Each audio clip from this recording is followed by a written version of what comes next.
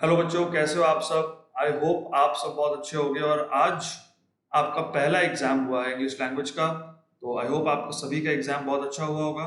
तो जो सीरीज हम कर रहे थे अभी तक कोऑर्डिनेट ज्योमेट्री में, उसी सीरीज को अभी कंटिन्यू करते हैं। तो आज के इस वीडियो में देखेंगे पैरेलल लाइंस और परपेंडिकुलर लाइंस से रिलेटेड कुछ क्वेश्चंस जो कि आपके मैथ्स के एग्जाम के लिए काफी इंपॉर्टेंट हैं। तो आइए समझते हैं पैरेलल लाइंस और परपेंडिकुलर लाइंस में स्लोप्स का क्या रिलेशन होता है। जैसे कि ये दो लाइंस पैरेलल हैं, ठीक है। मान लेते हैं इस लाइन का स्लोप है m1 और इस लाइन का स्लोप है m2, ठीक है। तो when the lines are parallel,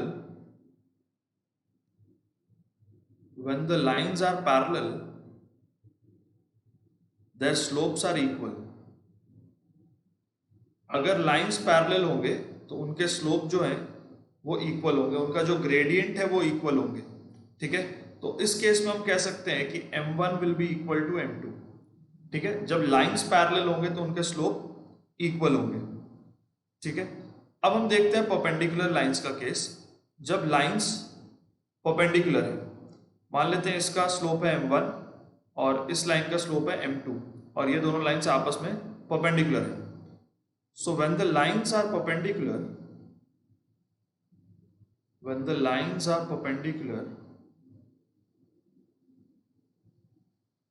the product of their slopes, the product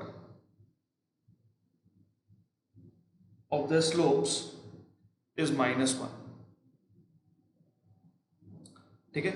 जब लाइंस परपेंडिकुलर होंगे तो उनके स्लोप का जो प्रोडक्ट है वो -1 होगा, ठीक है ना। Product of the slopes will be -1। चलिए अब इसी कॉन्सेप्ट पे देखते हैं कुछ क्वेश्चंस। पहला question, find the value of p if the lines 2x minus y plus 5 equal to 0 and px plus 3y is equal to 4 are perpendicular to each other। तो सबसे पहले हम क्या करेंगे, हम इक्वेशन में से लाइन का स्लोप फाइंड करेंगे। कैसे फाइंड करेंगे, हम इक्वेशन को कन्वर्ट करेंगे इस फॉर्म में, y is equal to mx plus c के फॉर्म में, और यहां से m की वैल्यू निकालेंगे जो m हमारा स्लोप होगा, ठीक है। तो 2x minus Y plus 5 is equal to 0 है, तो हम लिखेंगे 2x plus 5 is equal to Y. तो अब आप देखोगे अगर आप इसको y is equal to M X plus C के साथ कंपेयर करोगे तो हम कह सकते हैं कि यहाँ पे जो m की वैल्यू है वो है 2, ठीक है ना। इसका मतलब m1 की वैल्यू 2 है, मतलब इस लाइन का जो स्लोप है वो 2 है। अब यहां पर आप चेक करो, px plus 3y is equal to 4, तो हम कह सकते हैं कि 3y is equal to 4 minus P X या माइनस पी एक्स प्लस 4, ऐसा कह देते हैं। और y की वैल्यू क्या होगी, minus P X by 3 plus 4 by 3।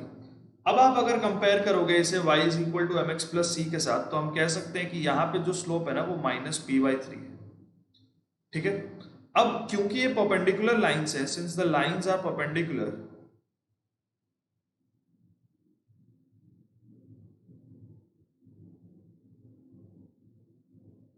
since the lines are perpendicular, m1 into m2 is equal to -1, तो 2 into minus p by 3 is equal to -1। तो हम कह सकते हैं कि माइनस p की वैल्यू होगी -1 into 3/2, तो देयरफॉर p की वैल्यू हो जाएगी 3/2, ठीक है। माइनस माइनस दोनों तरफ से कैंसिल हो जाएंगे, p की वैल्यू होगी 3/2। तो इस क्वेश्चन में आंसर है p इज इक्वल टू 3/2, ठीक है। चलिए अब देखते हैं next question. The equation of the line A B is 2x minus 2y plus 3 is equal to 0। Find the slope of line A B and can calculate the angle that the line A B makes with the positive direction of X axis. Okay, तो equation क्या है, 2x minus 2y plus 3 is equal to 0। अब इसे हम इस तरीके से लिखते हैं, 2x plus 3 is equal to 2y। तो y क्या होगा, y की वैल्यू होगी 2x प्लस 3/2, तो उसे हम ऐसा लिख सकते हैं कि 2x/2 प्लस 3/2। तो y is equal to x plus 3/2, क्योंकि यहां से 2 और 2 कैंसिल हो जाएंगे। अब अगर आप इसे कंपेयर करोगे y is equal to M X plus C के साथ, y is equal to mx plus C के साथ अगर आप कंपेयर करोगे तो यहाँ पे m की वैल्यू क्या है 1, m1 की वैल्यू है 1, ठीक है। तो slope of the line is 1। अब ये लाइन कौन सा एंगल बना रही है एक्स एक्सिस के पॉजिटिव डायरेक्शन के साथ, तो हम कहते हैं let the angle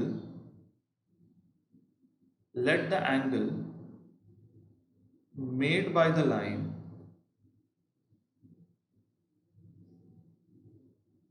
in the positive direction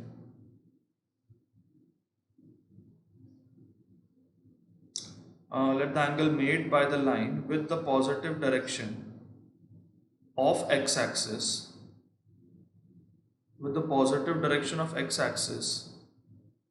be theta। तो स्लोप क्या होता है, स्लोप होता है tan थीटा, बट यहां पर स्लोप तो 1 है, तो 1 is equal to tan theta, but we know that tan 45 degree is equal to 1, hence here theta is equal to 45 degree.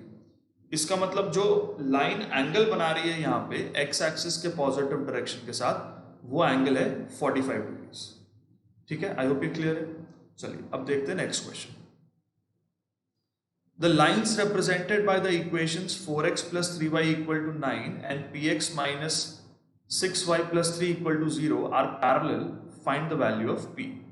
तो यहाँ पे भी इक्वेशंस दिए हुए हैं हमें, 4x plus 3y is equal to 9, हम इसे लिखते हैं 3y is equal to minus 4x plus 9, 4x को उस तरफ ले जाते हैं तो minus 4x हो जाएगा, और y is equal to mx plus c का फॉर्म बनाते हैं, तो this will be y is equal to minus 4x by 3 plus 9 by 3, so y is equal to minus 4x by 3 plus 3।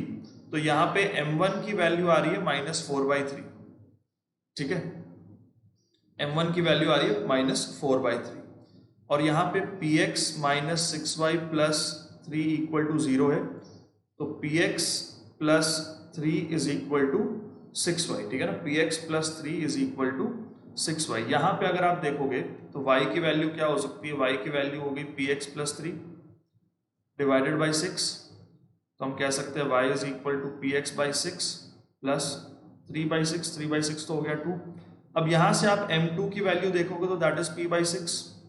अब क्योंकि ये लाइंस पैरेलल है तो slope equal होंगे, हम कह सकते हैं सिंस द लाइंस आर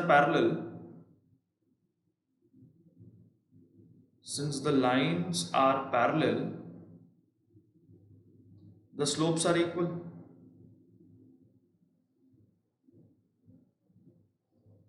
इसका मतलब m1 should be equal to m2।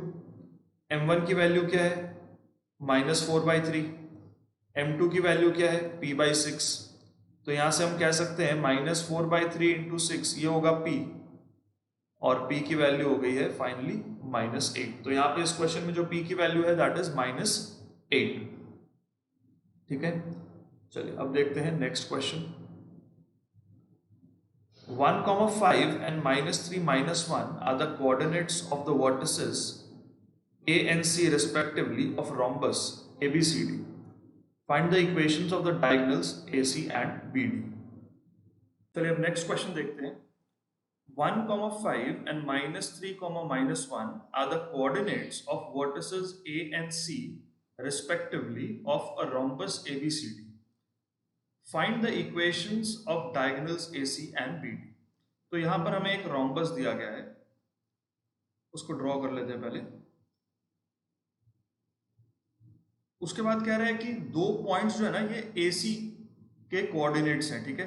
एक चीज आप हमेशा ध्यान रखोगे, जब भी आपको डायग्राम ड्रॉ करना होगा तो आप हमेशा नेमिंग या तो एंटी क्लॉकवाइज करोगे या तो क्लॉकवाइज करोगे, ठीक है, रैंडमली नेम नहीं करेंगे। Most of the time it is anti clockwise, तो हम एंटी क्लॉकवाइज नेम कर लेते हैं, ठीक है। अगर आप क्लॉकवाइज भी करो तो चल जाता है, but mostly it is anti clockwise, randomly name नहीं करना, ठीक है। अब A और C वर्टिसेस दिए, मतलब ये है 1,5 और C है -3 -1, ओके। अब हमें दोनों डायगोनल्स के इक्वेशंस बताने, ठीक है। तो AC का इक्वेशन तो हम इजीली बता सकते हैं बिकॉज ये दोनों पॉइंट पता है हमें, तो slope of AC is y2 minus y1 minus 1 minus 5. This is y2 minus y1 divided by x2 minus x1 minus 3 minus 1. तो हो गया minus 6 by minus 4, that is 3 by 2. ये हो गया स्लोप ऑफ AC. अब मिड पॉइंट ऑफ AC निकालते हैं. Let M be the midpoint of AC. Midpoint क्यों निकाल रहे हैं मैं आपको बताऊंगा. Let M be the midpoint of AC. तो M के कोऑर्डिनेट्स क्या होंगे? -3 + 1/2 एंड -1 + 5/2. ठीक है ना. तो M के कोऑर्डिनेट्स आ गए -2/2 यानी कि -1 और 4/2 यानी कि 2. अब रोम्बस में एक प्रॉपर्टी होती है कि डायगोनल्स एक दूसरे को परपेंडिकुलर भी होते हैं और डायगोनल्स एक दूसरे को बाइसेक्ट भी करते हैं. ठीक है ना. रोम्बस में एक प्रॉपर्टी है कि diagonals are perpendicular bisectors of each other. तो ये जो इंटरसेक्टिंग पॉइंट है M, ये BD का भी मिड पॉइंट है और AC का भी मिड पॉइंट है. Right. Now M is the midpoint. M is the midpoint of AC and BD both. ठीक है. बिकॉज ये रोम्बस की प्रॉपर्टी है कि diagonals of a rhombus are perpendicular bisectors. आप लिख सकते हो diagonals of a rhombus are perpendicular bisectors.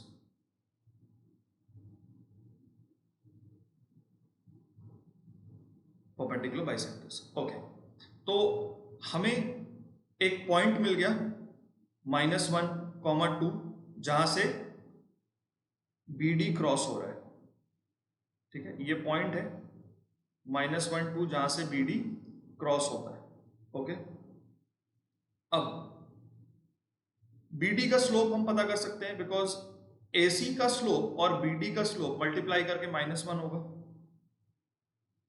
Slope of AC into slope of BD ये -1 होगा. AC का स्लोप क्या है? 3/2 इंटू M2 इज -1. BD का स्लोप हम M2 मान लेते हैं. तो M2 की वैल्यू क्या होगी? -2/3. तो हमें स्लोप ऑफ BD मिल गया. स्लोप ऑफ BD मिल गया और BD इस पॉइंट से क्रॉस हो रहा है. हम कह सकते हैं नाउ जो लाइन सेगमेंट है BD, यहां पे एक पॉइंट आ रहा है M क्या है? -1, 2 -1 and 2 और स्लोप ऑफ BD का स्लोप है -2/3. BD का स्लोप है -2/3. तो equation of BD is y minus y1 is equal to mx minus x1. That is y minus 2 is equal to -2/3 x minus of -1. तो ये हो जाएगा क्रॉस मल्टीप्लाई करने से 3y minus 6 is equal to -2x plus 1. ठीक है ना. x minus of -1 becomes x plus 1. तो ये हो गया 3y minus 6 is equal to -2x minus 2. इसको 2x को इधर ले आते हैं. 2x plus 3y minus 4 equal to 0. ये हो गया इक्वेशन ऑफ BD. ठीक है. ये हो गया इक्वेशन ऑफ BD. ठीक है. अब AC का भी इक्वेशन निकाल सकते हैं हम सिमिलर तरीके से. ठीक है. AC का भी हम सिमिलर तरीके से इक्वेशन निकाल सकते हैं. Equation of AC y minus y1 is equal to m x minus x1. अच्छा, AC भी पॉइंट M से क्रॉस हो रहा है. ठीक है ना. तो -1, 2 यहां पे भी ले सकते हैं हम. AC कुछ इस तरीके से है. AC यहां पर भी वही पॉइंट M आ रहा है -1 and 2. तो it can be y minus 2 is equal to slope of AC क्या था? 3/2 ठीक है ना। Slope of AC is 3/2 x minus x1 minus of -1, तो ये हो गया 2y minus 4 is equal to 3 into X plus 1, तो ये हो गया 2y minus 4 is equal to 3x plus 3, ये इधर आ जाएगा 0 is equal to 3x minus 2y plus 3 plus 4, तो हम कह सकते हैं 3x minus 2y plus 7 is equal to 0। ये हो गया हमारा AC का equation. This is the equation of AC, equation of AC। ठीक है। Next question, find the equation of the line passing through the point of intersection of 7x plus 6y is equal to 71 and 5x minus 8y is equal to minus 23।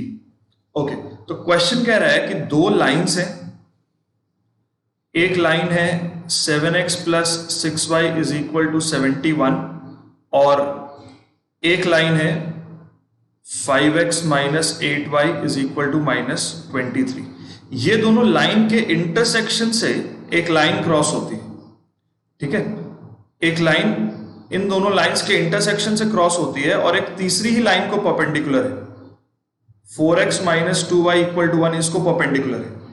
ठीक है, फिर से देखो question क्या कह रहा है, find the equation of the line passing through the point of intersection of these two lines and perpendicular to this line. मतलब पहली दोनों लाइंस के इंटरसेक्टिंग पॉइंट से एक लाइन क्रॉस हो रही है और वो इस तीसरी लाइन के साथ परपेंडिकुलर है, तो इसका इक्वेशन हमें बताना है। ठीक है, हमें इक्वेशन किसका बताना है, इस लाइन का, इस लाइन का इक्वेशन हमें बताना है। ठीक है, तो सबसे पहले हम इंटरसेक्टिंग पॉइंट निकालते हैं जो इन दोनों लाइंस का इंटरसेक्टिंग पॉइंट है। ठीक है, point M, let the intersecting point be M। तो इन दो इक्वेशंस को हम साइमल्टेनियसली सॉल्व करके इंटरसेक्टिंग पॉइंट निकालते हैं। तो यहाँ पे है 7x plus 6y is equal to 71 और यहाँ पे है 5x minus 8y is equal to minus 23। ठीक है, हम क्या करते हैं, पहले इक्वेशन को 5 से और दूसरे इक्वेशन को 7 से मल्टीप्लाई कर देते हैं सो दैट ये कैंसिल हो जाए। ठीक है, x वेरिएबल कैंसिल हो जाए। तो अगर हम इसे 5 से मल्टीप्लाई करेंगे 71 इंटू 5, तो ये होगा 35x plus 30y is equal to 355 और इसे हम 7 से मल्टीप्लाई कर लेते हैं,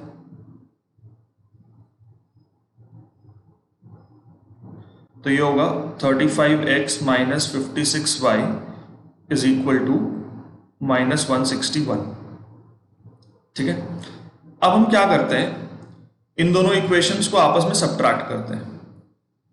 35x plus 30y is equal to 355 और 35x minus 56y is equal to minus 161। जब हम इसको सब्ट्रैक्ट करेंगे तो x वाला पार्ट कैंसिल हो जाएगा और ये ऐड होगा, तो ये होगा 86y और यहां पर होगा 5 6 6 5 11 516। ठीक है, 516। तो y की वैल्यू क्या आएगी, 516 बाई 86 दैट इज 6। अब y की वैल्यू 6 हम किसी भी इक्वेशन में डाल देते हैं तो हमें x की वैल्यू पता चल जाएगी। ठीक है ना। अब हम क्या करते हैं, put y is equal to 6 in the first equation. ठीक है, मैं यहां पर सॉल्व कर देता हूं।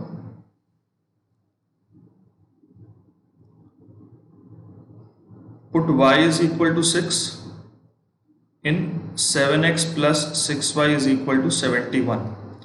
तो y की जगह अगर हम 6 डालेंगे तो 6y कितना बन जाएगा, 36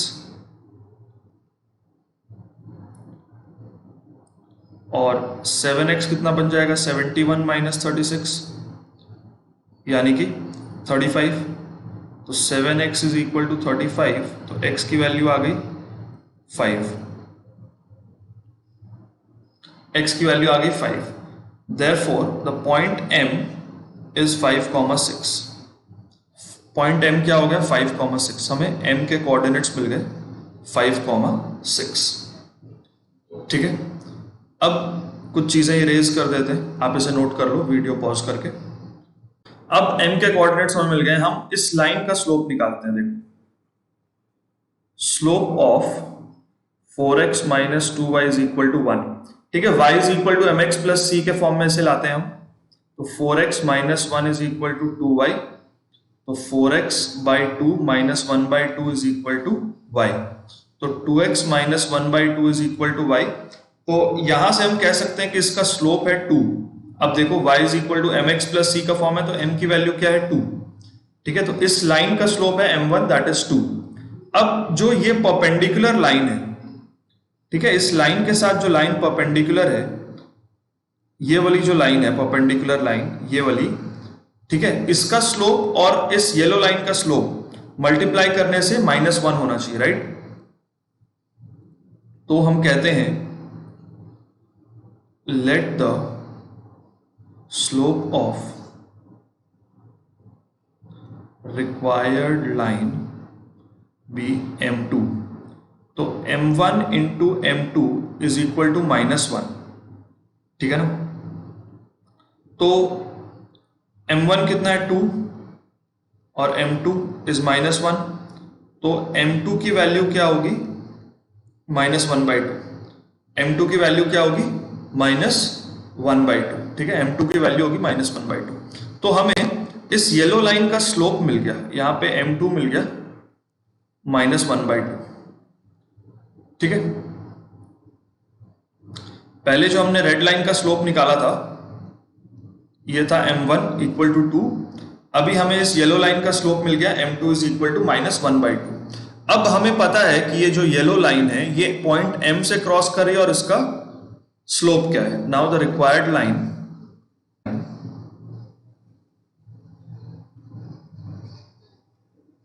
now the required line passes through point M. Point M क्या है 5,6 and has a slope of, slope क्या है -1/2, therefore equation of the line y minus y1 is equal to mx minus x1, तो y minus y1 यानी y minus 6 is equal to m x minus x1, तो ये क्या हो गया 2y minus 12 is equal to minus x plus 5, ये इधर आ गया x plus 2y minus 17 is equal to 0, ठीक है, ये -5 इधर आ गया तो x plus 2y minus 17 is equal to 0। तो ये रिक्वायर्ड लाइन का इक्वेशन हो गया। आई होप ये क्लियर है। तो स्टूडेंट्स, अगर आपको ये वीडियो अच्छी लगी तो आप इसे अपने फ्रेंड्स के साथ शेयर करें, लाइक करें, हमारे चैनल को सब्सक्राइब करें, और अगर आप ऑनलाइन या ऑफलाइन कोचिंग ज्वाइन करना चाहते हो तो आप नीचे दिए गए नंबर पे कांटेक्ट कर सकते हो। मिलते हैं अगली वीडियो में, टिल देन टेक केयर।